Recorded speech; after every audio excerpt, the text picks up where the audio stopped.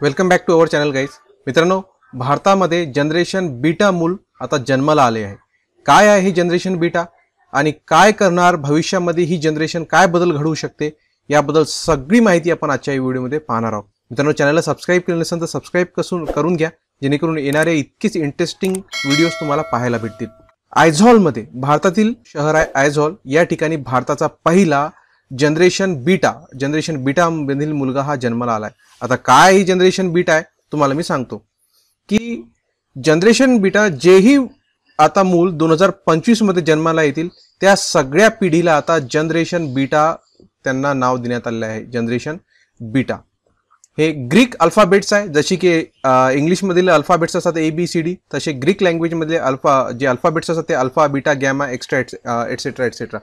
तर आता जी जनरेशन जन्माला येणार, जी काही 2025 पासून जो कोणताही मूल आता जन्म घेईल त्याला जनरेशन बीटा म्हटलं जाणार आहे. हा जो पहिला जनरेशन बीटा मधील मूल जो जन्माला आलाय आयझॉलमध्ये 1 जानेवारीला, म्हणजे रात्री 31 डिसेंबरच्या रात्री 12:03 म्हणजे 1 जानेवारीला स्टार्ट झालं होतं. शार्प 12:03 यानं जन्म घेतलं आणि याचं नाव ठेवण्यात आलं आहे फ्रँकी. मिझोरममध्ये त्यांची जी स्टेट लँग्वेज आहे ते इंग्लिश आहे आणि जास्त ख्रिश्चन मेजॉरिटी पॉप्युलेशन आहे. तर तिथलच्या हा मुलगा सुद्धा याचं नाव ठेवण्यात आलं आहे फ्रँकी आणि याचं जे वजन आहे हा 3 किलो समथिंग ग्रॅम काहीतरी भरला आहे आणि सकुशल आहे, त्याची प्रकृती चांगली आहे. आता तुमच्या डोक्यात येत असेल की या जनरेशन हे काय असतात, मग आपण जो जन्मलो आहोत ती आपली जनरेशन कोणती आहे? त्या सगळ्या जनरेशनला नावं देण्यात आली आहे. जनरेशनला नावं देण्यापाठीमागचं कारण पण तितकंच इंटरेस्टिंग आहे मित्रांनो, की त्या जनरेशनमध्ये कोणते कॅरेक्टरिस्टिक्स असतील आणि ते देशाला किंवा या जगाला कोणत्या वाटेवर नेऊ शकतात ते सगळे त्या जनरेशनच्या नावावरून लक्षात येते. जसं की जनरेशन बीटा, तर याचे काय कॅरेक्टरिस्टिक्स आहेत? तर जनरेशन बीटाचे कॅरेक्टरिस्टिक हे आहे मित्रांनो की हे ग्लोबल पर्स्पेक्टिव्ह म्हणजे जागतिक स्तरावर विचार करणारे व्यक्तिमत्व असतील, हायटेक असतील, AI, व्हर्च्युअल रियालिटी हे जन्मापासूनच या गोष्टी यांनी पाहिलेल्या असतील, टेक्नॉलॉजी, त्याच्यानंतर क्वांटम कॉम्प्युटिंग यासारख्या गोष्टी यांना नवीन नसतील. आज आपल्यासाठी या सगळ्या गोष्टी नवीन आहे, पण हे यांचा जन्मच त्या वस्तूंसोबत झालेला असल्यामुळे या गोष्टी त्यांच्यासाठी नवीन नसतील, परंतु तितकंच त्यांचं जीवन ते गुंतागुंतीचं सुद्धा असणार आहे. याच्या पाठीमागचं कारण काय की AI टेक्नॉलॉजी यांच्या जीवनामध्ये वापरली जाईल आणि AI टेक्नॉलॉजीच्या वापरामुळे यांचा जो ब्रेन आहे याला चालना देण्याचं काम त्यांना कमी पडणार, कारण की AIचा जास्त वापर होणार आणि यामुळं यांच्या जीवनामध्ये यांना बहुधा जे जॉब्सचे ऑपॉर्च्युनिटी आहे ते कमी असतील आणि ज्याला म्हणतो की आपण जॉबच्या ऑपॉर्च्युनिटी जास्त निर्माण होणार नाही, त्याच्यामुळे यांचं जीवन जे आहे ते गुंतागुंतीचं असू शकते. परंतु यांच्या अजून काही विशेष काही कॅरेक्टरिस्टिक सुद्धा सांगण्यात आले आहे की यांच्यामध्ये हे टेक्नॉलॉजीमध्ये ॲडव्हान्स असतील आणि आपलं व्यक्तिमत्व जगासमोर मांडण्यासाठी ते निर्भीड असतील.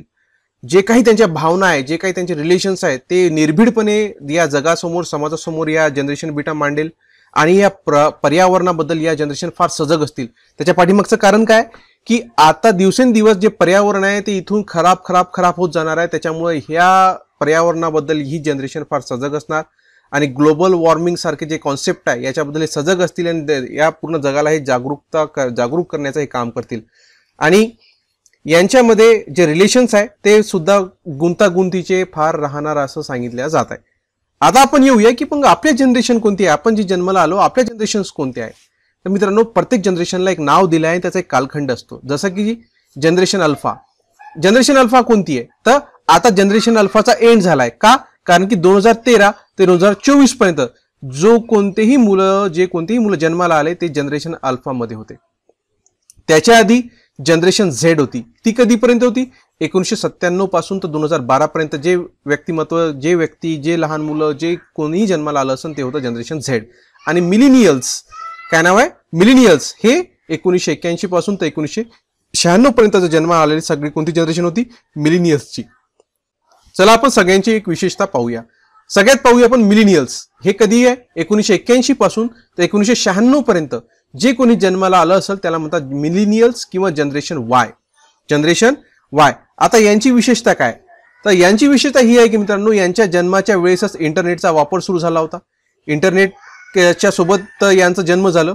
त्यांच्यामुळं हे जे होते यांना इंटरनेटच्या स्टार्टिंगला जन्म झाल्यामुळं फक्त हे टेक्नॉलॉजीवर अवलंबून नाही, यांना ज्या डिव्हाइसेस आहे त्याच्यासोबतच अनुभवाला महत्व देणारी ही जनरेशन आहे. सोबतच यांना फिरणे अशी यांची कॅरेक्टरिस्टिक्स आहे बरं का. यांना काय आवडते तर या 1981 ते 1996 जन्माला आलेली जी जनरेशन आहे मिलेनियल्स ज्याला म्हणतो आपण जनरेशन वाय, यांना फिरणे आवडते, जगाला एक्सप्लोअर करणे यांना आवडते, नवीन नवीन संबंध प्रस्थापित करणे, नवीन व्यक्तींना भेटणे या मिलेनियल्सला फार आवडते. सोबतच यांना 9/11चा हल्ला यांच्या कार्यकाळ म्हणजे जे हे जन्माला आले याच्यानंतर जेव्हा हे त्यांना थोडेफार मोठे झाले तर 9/11चा हल्ला, त्याच्यानंतर जागतिक जी मंदी आली होती 2007 ते 8चा जो कालखंड होता तुम्ही ऐकलं असेल की जेव्हा हे प्राऊड झाले होते तेव्हा यांनी जागतिक मंदीला सुद्धा पाहिलं आहे. तर याचे परिणाम सुद्धा या जनरेशनवर फार झालेले आहे, म्हणजे याची याबद्दल जागरूकता त्यांच्या मनामध्ये आहे. त्याच्यानंतर यांना काम आणि आराम हे बॅलन्स ठेवतात, म्हणजे काम करणेही आवडते तर आराम करणेही आवडते. असं नाहीये की फक्त कामच करतात किंवा असंही नाहीये की फक्त आरामच करतात. हे बॅलन्स ठेवतात, आपल्या आयुष्यात कामही करतात आरामही करतात आणि यांना मिळून मिसळून काम करणे आवडते. हे या मिलेनियल्सचं वैशिष्ट्य आहे. जर तुमचा जन्म 1981 ते 1996 दरम्यान झाला असेल तर तुमचे सुद्धा हे कॅरेक्टरिस्टिक असू शकतात. आहे की नाही नक्की कमेंट करणं सांगा की तुमचे हे कॅरेक्टरिस्टिक्स आहे की नाही, किंवा तुमचं काय विशेष व्यक्तिमत्व आहे किंवा तुमची कोणती जनरेशन आहे ते खाली कमेंट करणं अवश्य कमेंट करा. त्याच्यानंतरची जनरेशन कोणती आहे तर त्याच्यानंतर जनरेशन झेड. हे कधीची आहे तर 1997 ते 2010 मध्ये ज्यांचा जन्म झाला असेल त्यांना जनरेशन झेड म्हणतात. यांचे सुद्धा कॅरेक्टरिस्टिक जसं जनरेशन बीटाचे मी तुम्हाला सांगितले तसे जनरेशन झेड जे 1997 ते 2010 यांना ही जी पिढी होती 1997 ते 2010 ही डिजिटल वर्ल्ड यांना म्हटलं जाते. या जो पिरियड आहे ना 1997 ते 2010चा की जे डिजिटल डिव्हाइसेस आहे ते अचानक यांचा स्फोट झाला होता, वापर मोठ्या प्रमाणात सुरू झाला होता. तर डिजिटल वर्ल्डमध्ये जन्माला आलेली ही पिढी आहे. यांना डिजिटल डिव्हाइसेसचा फार आवड आहे. तुम्ही जर या कार्यकाळात या 1997 ते 2010 मध्ये जन्माला आले असतील तर तुमच्यामध्ये सुद्धा हे गुण असतील. तुम्हाला डिजिटल डिव्हाइसेस फार आवडतात आणि यांची विशेषता अजून एक ही आहे की ही बोलण्यासाठी म्हणजे घाबरत नाही, कोणालाही बोलायला घाबरत नाही. निर्भीड व्यक्तिमत्व यांचं असते. पर्यावरणाबद्दल जागरूक असतात, स्वतःच्या हेल्थ बद्दल हे जागरूक असतात आणि जे गुंतागुंतीचे विषय जसे की LGBTQ त्याच्यानंतर लिव्ह इन पार्टनरशिप याबद्दलचे जे विषय आहे याबद्दल ते एकदम ओपनली बोलतात. मनामध्ये कोणताही न्यूनगंड बाळगत नाही, याबद्दल ते ओपनली बोलतात. आणि ही जी जनरेशन आहे याच्यावर कोरोनाचा फार मोठा परिणाम झालेला आहे. या जनरेशननं कोरोनाचा पिरियड पाहिला, लॉकडाऊन, मग घरात बसणे, 2 वर्ष घरात बसून काढणे आणि त्याच्यामुळे डिजिटल डिव्हाइसेसची त्यांना आवड जी निर्माण झाली हा सुद्धा एक इम्पॅक्ट आहे. यांना कोरोनाचा यांच्यावर दुष्परिणाम फार मोठ्या प्रमाणात झाला. त्याच्यानंतरची जनरेशन ती आहे 2011 ते 2024 मधली. तिचं नाव आहे जनरेशन अल्फा, जी आता नुकतीच याचा शेवट झाला आहे, कारण 2024 पर्यंत जे जन्माला आलं ते जनरेशन अल्फा म्हणून ओळखलं जाते.